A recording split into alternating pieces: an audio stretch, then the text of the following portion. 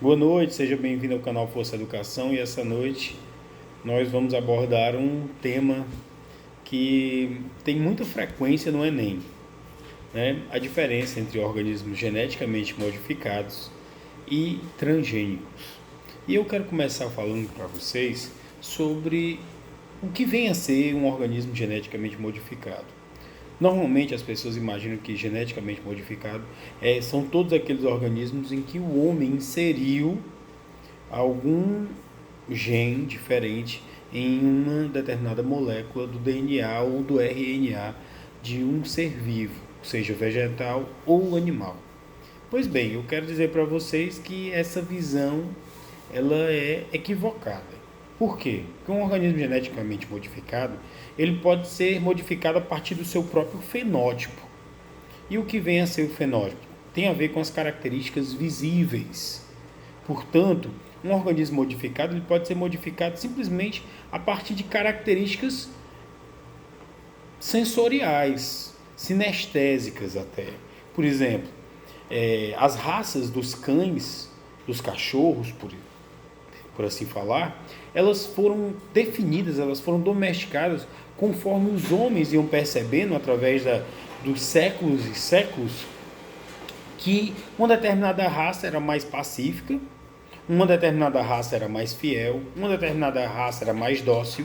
Então, isso fez com que determinadas raças fossem separadas das outras e fossem incentivadas à reprodução. E outras raças, pelo contrário, elas foram inibidas na reprodução. Isso é uma modificação genética. No caso das plantas, hoje existem técnicas muito apuradas de enxerto em que você retira um caule de uma determinada planta e uma outra planta bem semelhante é enxertada, é colocada naquele caule.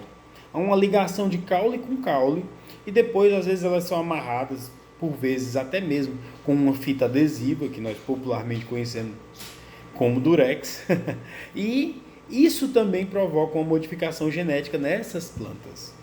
É assim, por exemplo, que muitas vezes engenheiros da Embrapa conseguiram reproduzir espécimes de plantas que antes eram consideradas impossíveis, como por exemplo o coqueiro anão. Através de enxertos se chegou a uma determinada espécime de coqueiro que era bastante frutífera, ou seja, produziu muitos cocos e ainda assim era de estatura baixa, não tão elevada. Então, a modificação genética, ela não necessariamente prescinde de uma intervenção biológica. A separação fenótipica também é um tipo de modificação genética. É claro que as modificações genéticas, elas, por essa característica, elas podem datar de milhares de anos.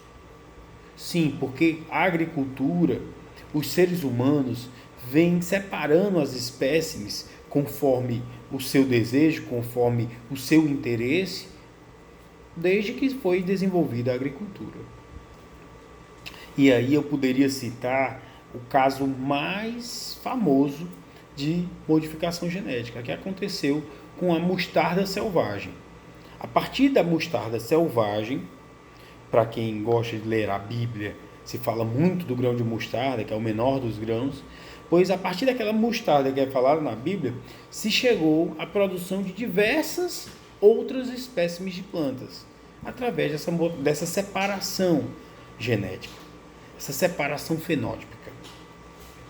E aí nós caímos, por exemplo, na primeira lei de Mendel,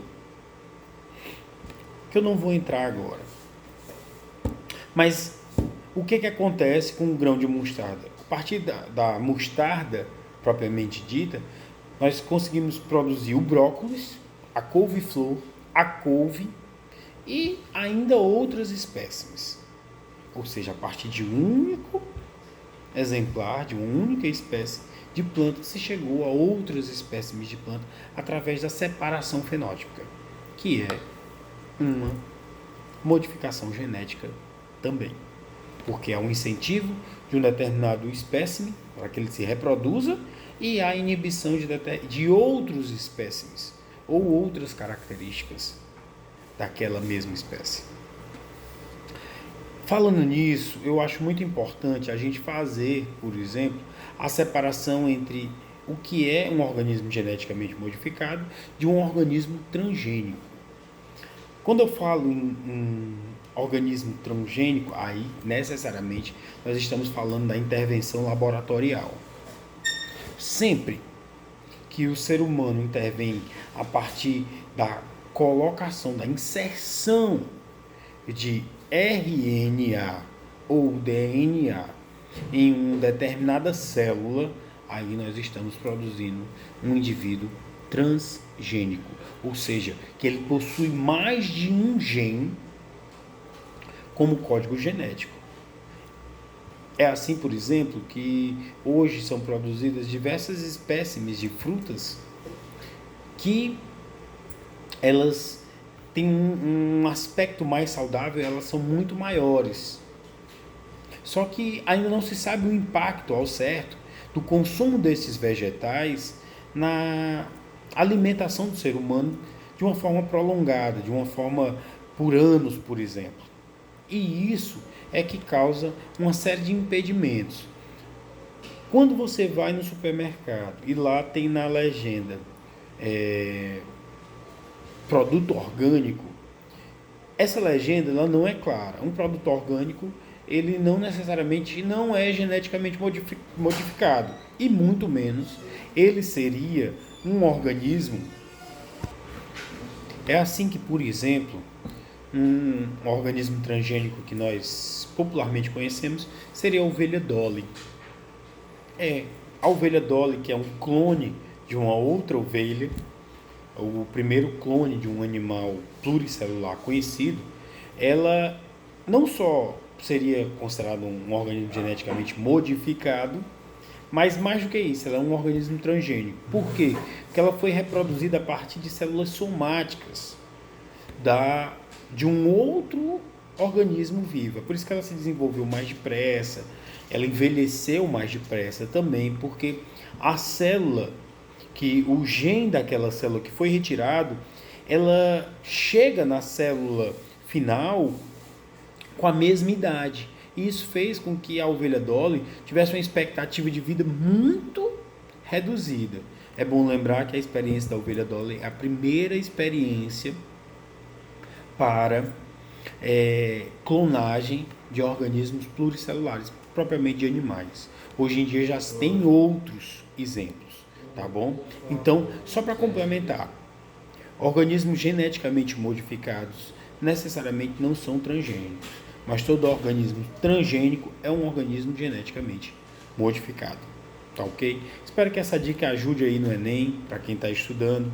Eu vou passar a semana dando dicas, algumas pílulas sobre temas que provavelmente vão cair nas provas do Enem do dia 10 de novembro. Quem gostou, deixa o joinha, se inscreve no canal e vamos crescer juntos. Obrigado.